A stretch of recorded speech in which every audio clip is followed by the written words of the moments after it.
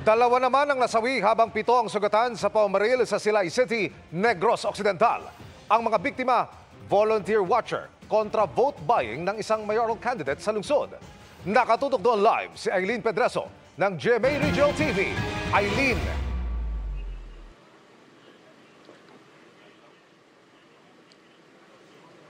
Emil, sa araw mismo ng eleksyon, 2 ang patay habang 7 ang sugatan sa pamamaril dito sa Silay City sa Negros Occidental. Kasunod ng sunod-sunod na putok ng baril alas 6 ng umaga. 9 na tao ang humandusay sa barangay Mamulak ng Silay City, Negros Occidental. 2 sa kanila dead on arrival sa ospital. Patuloy namang ginagamot sa isang ospital sa Bacolod City ang 7 pang sugatan. Damak tiro kay ang sagwa ng duwa ang dira sa tunga sang dalan. Okay. Tapos nalinapta sila ang kung may isa nga nakasulod diri nga nang nanago dira sa may kuanang sagwa. Nakatambay yung mga tao dito, nakakape, and kumaan si Gubernador Barangay Captain, and ayun, pagdaan dito, pinagbabahin na. Okay. Ayon kay Silay City re-electionist Mayor Judith Galiago, mga volunteer watcher niya kontra vote buying ang mga pinagbabaril. So kung kinonfirm ni Mayor, pwede natin masabi na sa protest. Ayon pa sa direktor ng Provincial Police na sa harap ng headquarters ng partido ni mayoral candidate Mark Goles nangyaring insidente. Headquarters ito nung sa kabilang group.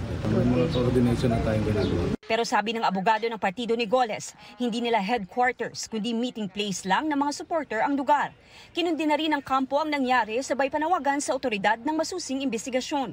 Just to be clear, this is not the official headquarters. This is just a private residence nga ginpahulam sa isa ka supporter. Hinihintay pa ng pulisya ang search warrant para mapasok ang sinasabing lugar.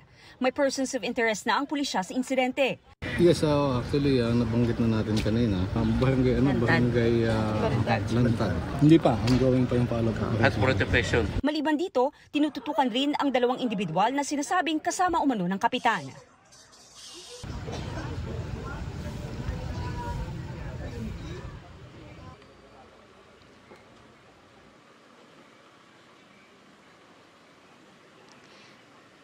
Emil, sa ngayon ay patuloy ang pakikipag-ugnayan ng news team sa PNP upang makuha ng pahayag ang barangay chairman. At nasa otoridad na ngayon ang barangay chairman na sumuko kaninang hapon.